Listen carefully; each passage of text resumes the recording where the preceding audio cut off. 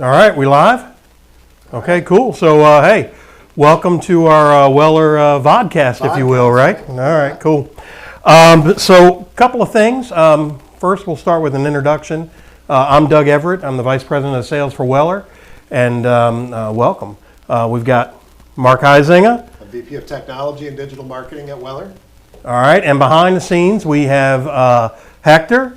And we have Abe. They're running everything behind the scenes to make it work today. So those guys, you'll meet them in future vodcasts, if you will. Right. So that'll be good. So let's kind of set the stage. I think today's vodcast will probably last 20 to 30 minutes, something like that. We're going to talk today about the history of Weller. We're going to interview Mark. So Mark will tell you a little bit about him here in a little bit. But we're going to interview Mark with a series of questions about Weller's history, which will be good. And then at the end, I'm going to talk a little bit about the difference between what a remanufactured unit is versus a rebuilt or repaired unit. So we're going to have some fun. Not a whole lot scripted. No. We don't want these things scripted. Right. This is much more informal type of an environment that we do differently from our virtual tours and other things that you may have participated in. This is a chance just for us to talk and have a good time. Yep, exactly. So we got sponsors yet? We don't have any sponsors to thank yet. We're going to have sponsors. They're coming soon. Goals. Once they see this thing, they're going to sponsor. So no worries there. So quickly, grab a pen. I want you to write down this email because we do have some giveaways. We got some prizes. Write down info@wellertruck.com. Again, info@wellertruck.com. And we are going to give away today, we're going to give away this beautiful mug, ceramic Weller mug. We're going to ship it right to you. With the wooden handle. With the wooden handle. And I'm pretty sure this is wool. I don't know if it's wool or not, but we're giving away a Weller pullover. So once we get some sponsors, we'll give away a couple other things that are a little nicer than that. But for now, we've got a pullover. We've got a mug that we're giving away.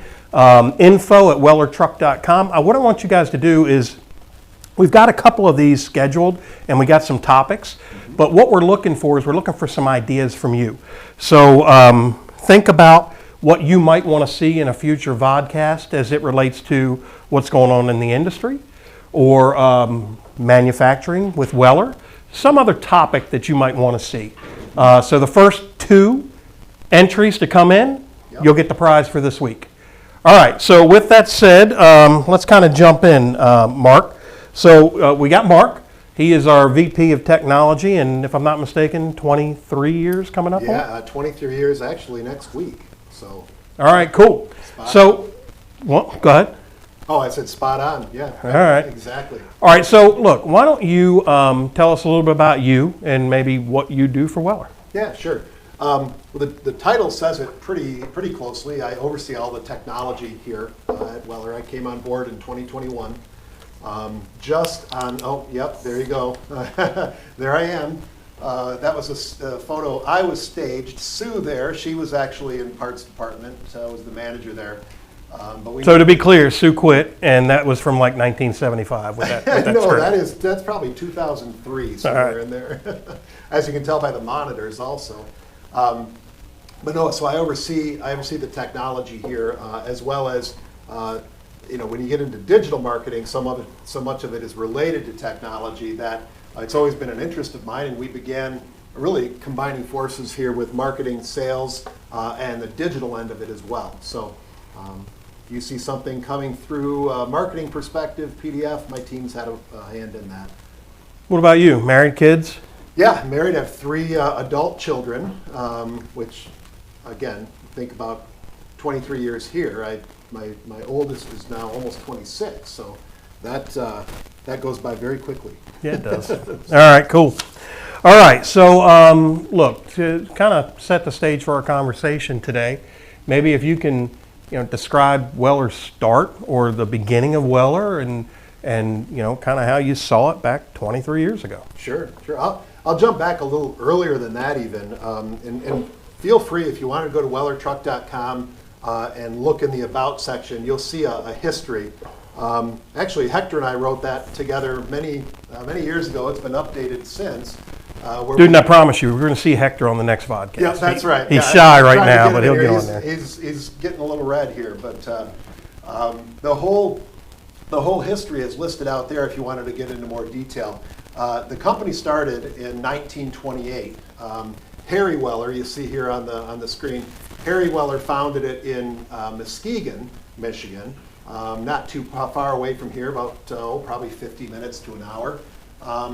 And his son, Harry Weller Jr., who we all just called him Junior, once he started here with Weller Truck and Weller Auto, that's how he was known.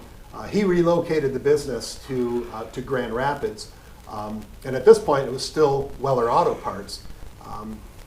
What Harry had the knack for, and what really as a family they understood, was service was key to growth and to, of course, keeping customers happy. And that You're talking about like truck part service or service to customer? Yeah, service to customer. Yeah, Got truck parts. When truck parts started in 1973, Junior really had it in the mind that he saw what was happening in the auto parts and sort of that business to consumer area. And how there was just a need for more focus on customer service. Well, when you fast forward to 1973, Weller Truck Parts started as a DBA, doing business as of Weller Auto Parts, and began really what you see here today and what we're working with. So moving on from there, a couple of key pieces. 1984, the four brothers, Skip, John, Chris, and Paul, they purchased Weller Auto. Auto Parts was the official name, but that included the truck parts side of things. Focusing on the truck parts side, starting as a truck parts company and then moving into the remanufacturing, that is really what we focus on now, although we still do, of course, sell truck parts. We focus on the reman side of things. That has really been our trajectory since that date in 1973. We became an authorized Allison remanufacturer. We opened one of our first outside store location in 1993, which was in South Bend, Indiana. Let me think. Yeah, but I don't want you to go too far down the rabbit hole. What was the culture like back then? I mean, we have a culture now we're going to talk about in a little bit. I want you to dig into. Yeah. What was it like back then? So when I started in 2001, that was just as the Reman Center was getting built. So when I came on board here on Gazan Parkway, the Reman Center was built. The culture that I was coming into, understand, I was coming from a sort of a real corporate environment. I was doing training and consulting in technology. Yep. And I was working for a company that, with training and consulting, after 9/11, the company shut its doors, and I found myself looking for work. And I knew John Weller, and he said, "Hey, I've got a couple of month contract work that needs to be done. We're trying to expand, and we want to move into some other areas of the country, and we could use some help getting that started." Excuse me. So I came on board for a 2-month contract. 23 years later, of course, here we are. But when the culture I came into, I thought, honestly, I didn't know much about Weller as a company at that time. I knew John personally, as I said, but didn't really have a connection with the company. When I came on board, I didn't think I was going to fit, right? I thought this will definitely be 2 months, because what do I know from truck parts, right? I'm coming out of a computer and technology environment. And when the 2 months had gone past, and we talked about what the future might look like, and I came on board full time, it was so easy to say, yes, I'll do that, because in just the 2 months I'd been there, I had made great colleagues, good friends, people that we had a lot of fun. It was everybody. It's kind of a cliche now, but rowing in the same direction. People knew where we wanted to go, and it was infectious as you worked with people alongside, this geek that came in from a technology perspective, and working with all the others who, they knew what a differential was. They knew what a transmission was. When I joined, I didn't know that. Yeah, right. Other than in a car. Well, you used the word infectious, and I think that that's important because it's interesting that you use that, because it's not like when you and I went to school that we said, hey, we want to get into truck parts, or I want to work for Weller. Right. Right. That's not exactly what we wanted originally, but thank God we're here. Yeah, right? Absolutely. Yeah. So look, that's good insight about the culture. That's good insight about how the beginning started. Mm-hmm. If you could put your finger on maybe 3 or 4 things that really changed our trajectory, if you will, what would that look like? Well, and why? One of the things that just real quickly that also really attracted me once I had started, I mentioned that customer service piece. Before I got into full-time work, in high school and college, I worked at a local grocery store. And they were very customer service oriented. It was D&W was the name of the company. Yeah. D&W Food Centers.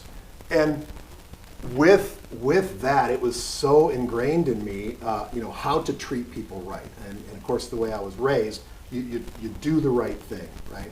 One of the things that, back then, that was so much a part of the culture that I fit. I mentioned earlier I wasn't sure how I was going to fit. Well, we had the same mindset. I talked about that the customer service and the desire to grow.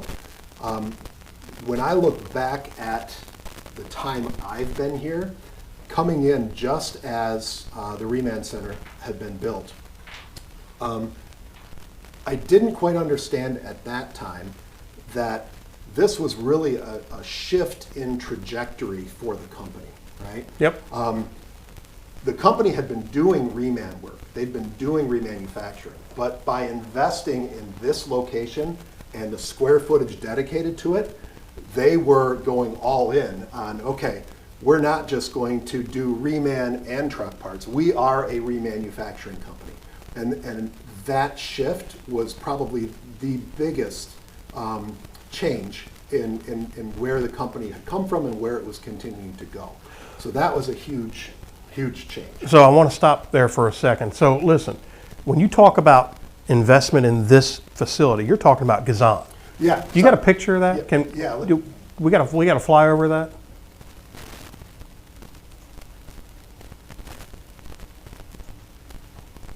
Yeah, so this is the facility I'm referring to. Which one? Right there in the middle. You're going to see some flags coming up here it's going to pause and it's going to show you the Weller truck location. So right there, Yep. We're going to do a quick flyover of these different areas, but the ones I'm focusing are center screen right now. That's Gazan Parkway. That's our initial big investment we did. That's headquarters right there. And those 2 front buildings where sales counter, differential steering, manual transmissions, parts, and automatic transmissions, those existed in 2001. That was the initial part of the building. Actually, there was expansion on the back end. Shipping and receiving, disassembly was at the time a service center, and then quality, warranty, and core inventory. What you're seeing there, that is our main campus. All right. Well, I don't want to get too far away from that because you got more. I got more, so we'll come back to that, Hector. All right. So anyway, back to your so I asked, my initial question was what 3 or 4 things really transcended us. That was one. Number 1 is the Reman Center. Yep, that focus. Number 2 would be, again, I'm framing this in terms of my time frame here. Yep. So before 2001, there had been. Well, dude, you've been here 23 years. That's a pretty good amount of time. Yeah, that's right. Before that, 1993 was when South Bend, and that was on the slide earlier. South Bend became store number 2. And then we had Detroit, we got Gaylord, Chicago. So those were prior to Y2K. Okay. Right? When I came on board, Milwaukee was just getting ramped up. And from Milwaukee on would be my second major shift. And that is the expansion of our store network and really what serves as our distribution network today. It was the planning and building of that environment that allows us to be who we are now. So that was a key part. And then, and by the way, that has continued. That wasn't a phase, right? Putting in additional stores wasn't something that we did just from a certain period of years. This year, we have Oklahoma City opening up, and Albuquerque should be opening up by the end of the year also. Yep, nice. So excited about continuing that trend as well. And then in 2014, so, Weller has been owned by the Weller family since that 1928, and then even as the companies became separate companies, Weller Auto Parts and Weller Truck Parts, in 2014, Weller Truck Parts became part of an ESOP, which is owned by Jasper Holdings. So we are part of an employee-owned environment. So that major shift, we've always had good people, right? We've had people connected, and as I said earlier, rowing in the same direction.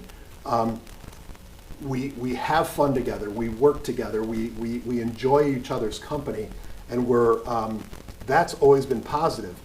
But there's a shift that happens when now you have the people that were working for the Weller family are now the owners of the company. And as an employee, you're responsible to them. You are yes. Right. There's that responsibility. We're all responsible to each other, right, and to the company. So now we have associates, employees, that as we are looking to make a purchase, as we're looking to do something within our individual departments, the question comes up about ESOP. Well, is this the best thing for the company? And it's not just someone making a decision that it's not their future, it's not their money. It absolutely is their money. It absolutely is their future. And I think that was probably the third biggest shift and yet huge shift, all three of those things, but very natural. They didn't seem out of the blue or uncharacteristic of the company. As long as I've been here, that's been the mindset of the company. Continue to grow, continue to progress, and we're driven to be the best. It's one of our core values. That's what we want to be. And that's not just for our sake. Certainly that's part of it. We want to be successful, but that is for our customers and our partners' sake as well. All right, good. Well, look, I've got 2 or 3 more questions from Mark. Remind you guys we're going to talk about the difference between a remanufactured unit here once we get through the Weller history versus a rebuild or repair. But I do want to remind everyone at home, please, info@wellertruck.com. You can win a cool ceramic mug, coffee mug, or this beautiful silk wool polyester Weller pullover until we get some sponsors.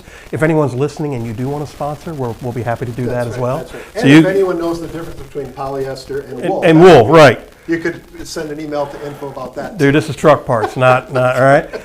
So again, info@wellertruckparts.com. We need your name, your phone number, your idea, please, for future upcoming vodcasts, and your address so I can ship you this beautiful gift. Absolutely. Freight prepaid, by the way.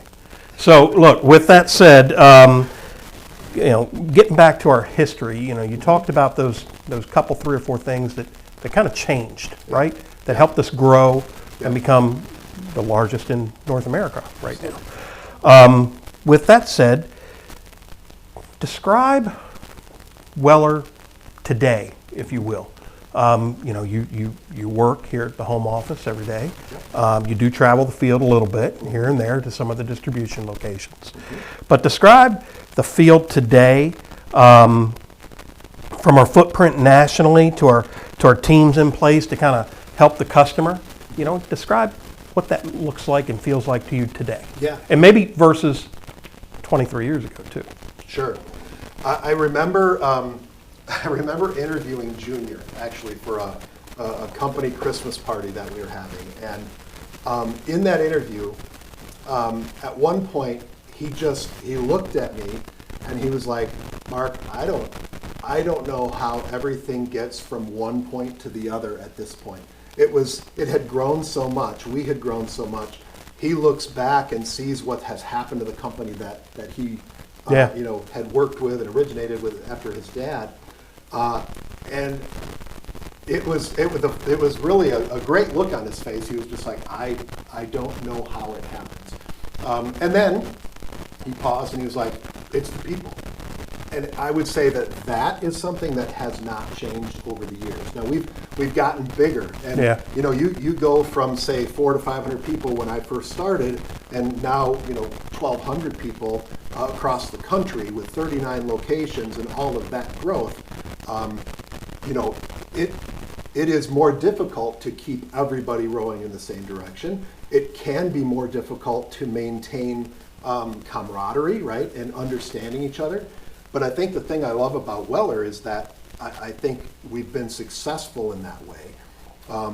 There have been changes that have to occur in order to accommodate 1,200 people. There's security changes to think in terms of technology and things like that.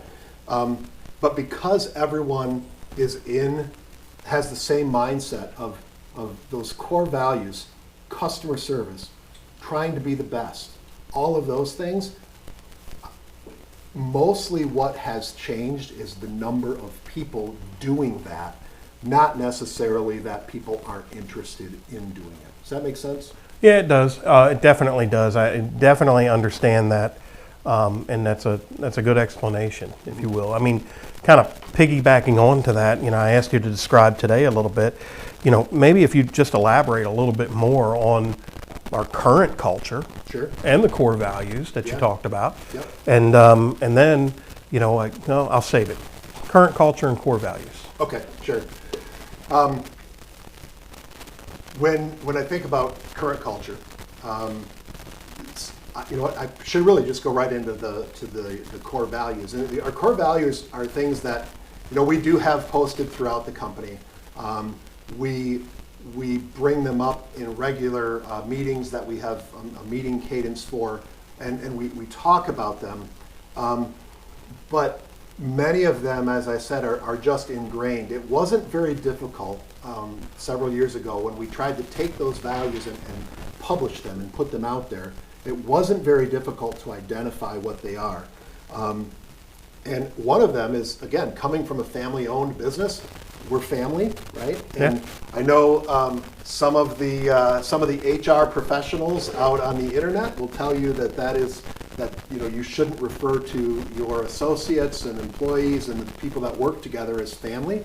It's just not easy for us to not think of each other that way. Well, the good news is with our Vodcast, I don't care what the internet says. That's we're, right. We're going to do our own thing. We are the internet. That's exactly right. all. Today we're it. That's right. All right, go ahead. In fact, has anything started shutting down because the sheer number of people? Yeah, did people log off? Do we have any sponsors yet? Did anybody say anything about that?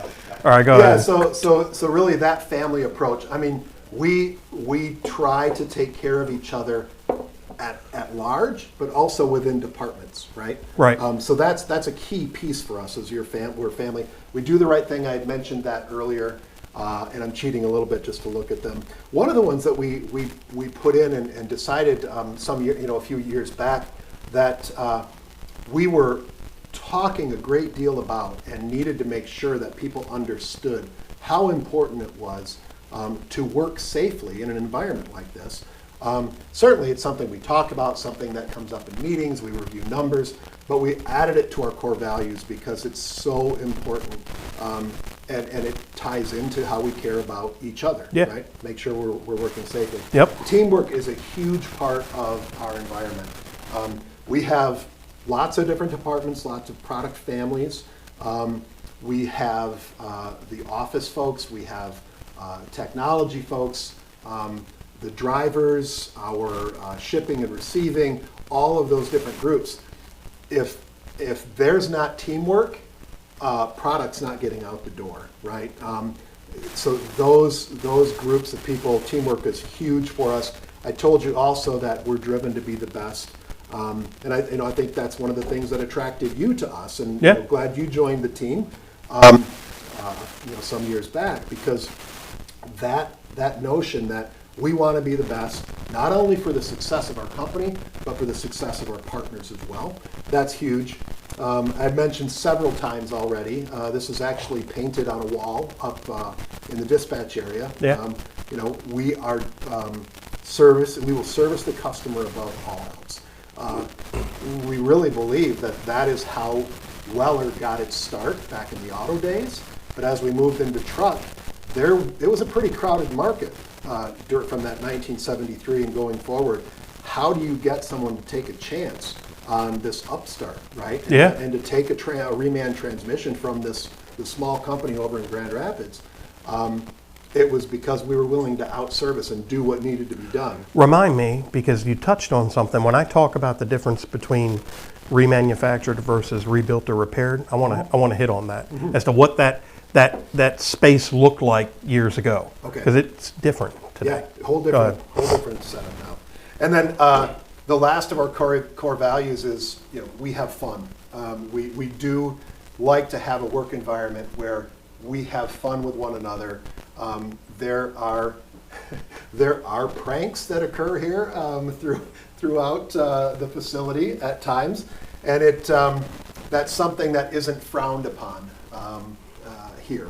I had some questions for you with that, but they got crossed out. I wasn't allowed to ask You're not going to them. go into some of those pranks? Wasn't allowed to ask them. Yeah, we have a good time working with one another, and when things get really crazy and we forget that we need to balance that work and being driven to be the best, but also, we spend a lot of time with each other at work and at your job, so it's good to have fun as well. So. All right, good. Yeah. So look, I got one final question for you, and then we'll get into a couple other things. But my last question for you is, how do you see Weller in 2035? And how does that vision affect our customers and our employees? Sure. The vision for Weller 2035 would be that our core values haven't changed, right? That is who we are in the future, is who we are today and who we were back when we first got started. So I think that first and foremost, that is still Weller. Secondly, the continued expansion. We don't have any desire or plans to stop servicing the customer, to being to continuing to be the most available product in the country. And so those plans, the most recent purchase of our building on 60th, for example, sets us up, I'd say, for the next 10 years on manufacturing space for looking at future technologies, at technologies that are being worked toward. You talk about the electronic market, you talk about EV. We're poised, AMT. positioned, AMT, of course. AMT, I don't even think of future, that's now. So all of that will be, or is part of this manufacturing space that we recently purchased last year to continue moving into the future. In fact, Hector, why don't you show that video? We'll continue the look at the overview. There we go. Okay, so there's, can you back up just a little bit? I know that's not easy, but all right, so here back behind the building, we basically have L-shaped property on our campus, and this upcoming expansion, again, when we had originally, pause it if you would, Hector, we had, there we go, we had looked at building there, but instead we found a property that fit us perfectly across the street, which I'll show you in just a minute. But this future expansion, we have this availability for us for the future of our company to be able to continue to provide availability, to continue with our distribution network, and to keep servicing people. Go ahead and continue. We've got the differentials. This is our Burlingame building. Our sister company, Jasper Engines, they have a distribution point in that building. We do webinars, education. That's actually the building you just saw is where we're standing. And then we have our electronics building here, which is dedicated to electronics and mechatronics that you see on our website and on our flyers and so forth for for the AMTs and for a variety of electronic components. Okay, so now we're making our way over to 60th. This is our newest building, right? Yep, this is the building, and we'll get over there. Speeding it up. There we go. This building right here is our 60th building. This is the building that kind of dubbed it informally an innovation center. So it's where we will be working with AMT with additional products that just came through. 160,000 plus square feet. That's great. And with 135 of that being manufacturing space, and Yep. then we've got office space and so forth there as well. So some of the additional, I'm not being real specific about everything that's going to be in that building, Yep. but there will be coming up on additional vodcasts like this where we'll talk some more in detail about the specifics of that building. So, keep an eye out for your social media channels and so forth. We're going to continue to provide info about that. So, All right, good. yeah. All right, ladies and gentlemen, that is Mr. Mark Heisinger. Let's give a round of applause for Mark. Go ahead. All right, good. We appreciate that. Thank you. Yeah, We appreciate absolutely. it very much. You bet. Hector, if you would, go ahead and throw up the next couple of vodcasts, if you will. I'm going to get into the difference in remanufactured and rebuilt here in a second, but real quick. So again, ceramic coffee mug, beautiful pullover. Email your ideas to info@wellertruck.com. Make sure you include your name, your phone number, your mailing address, and your idea. So great stuff coming there. We've got some more prizes and giveaways in future vodcasts, but a couple of quick house cleaning things before we get into our final segment, which is next. So the next vodcast is going to be towards the end of November. Please check LinkedIn, YouTube for the dates and times as to when you can log in for that. Yep. That is going to be about environmental awareness and Weller's overall impact with that. That's right. So that'll be really cool. Before it was cool. Yeah, exactly. And in December, we're going to talk about complementary parts for proper install. So that'll really be geared towards some technician, along with some management as to what to stock, what not to stock. The one thing that we're not going to do on these podcasts, if you will, this is not a whole big sales deal, right? That's not our gig. That's right. I can sell when the vodcast is over. I'm not worried about that right now. We're worried about providing something for you guys to help you make some educated decisions as to who you want to partner with. So look, the last... And the other part of that too, you'll notice that this list of topics that Doug's going through, there'll be a different person. It won't always be me and Doug. No. It won't even always be Doug. There'll be different people where you'll get a chance to meet our team, right? Not just the people that you talk on the phone or that you're watching or meeting at your location, but rather other members of our team that we're excited for you to meet, frankly. Exactly. So look, I want to get into, and I don't have a whole lot of props, no slides to show, anything of that nature. I want to keep this real simplistic. Mm-hmm. This is going to take maybe 60 seconds, to be honest. Everybody talks about what's the difference between remanufacturing and rebuilt or repair. Mm-hmm. The main difference, and the really only difference, is when you remanufacture a product, what you do is you completely disassemble that product. The product is completely disassembled. All the parts in Weller's world are inspected.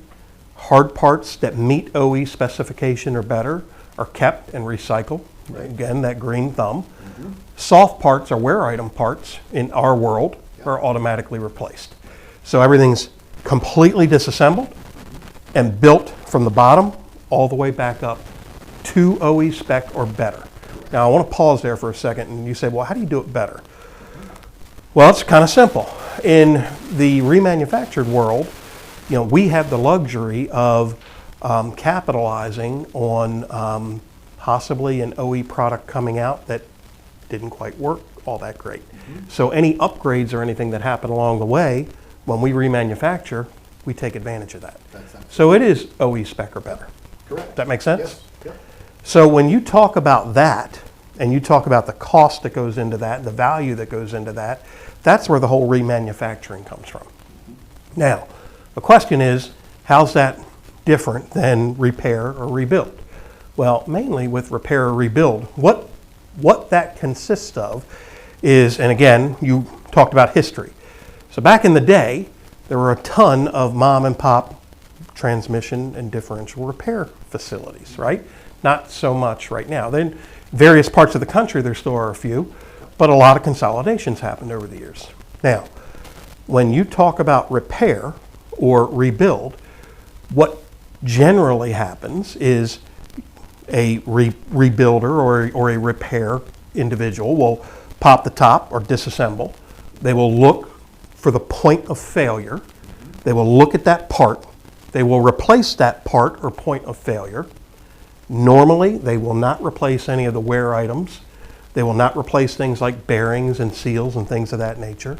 And then they will, after that item is replaced that caused that failure, they'll seal it back up, and that's a repaired unit. Now, anything past that point of failure is normally never inspected. Right. Because the only way you can inspect it is complete disassembly. That's right.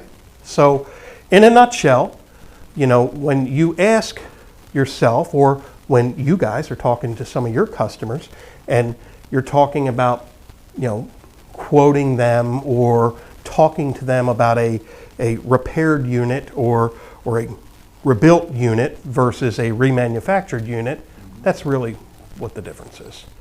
Did I explain that correctly? Does that? Yeah, I think the only thing, not even really add, but you talked about that inspection process and the full disassembly. During that process, there are also multiple stages of cleaning to make sure that you're seeing every potential failure. You're not just kind of looking at it quickly and determining. Every part is inspected and made sure that how that thing's going to be remanufactured is up to our quality standards. Yeah, and in the truck parts world, whether it be a Weller transmission, whether it be a Jasper engine, whether it be whatever, if it is a truly remanufactured item, complete disassembly starts, everything's inspected, wear items are normally replaced because they're warranty issues or potential issues for the customer or the end user, and then it's built right back up to OE spec or better. Yes. That's reman. Yep, absolutely. And that's what we do. Yep.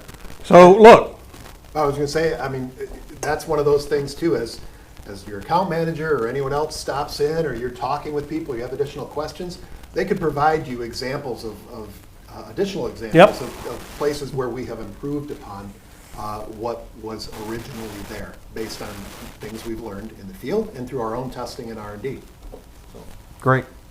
All right, Hector, Abe, anything to add for our audience? Feel good?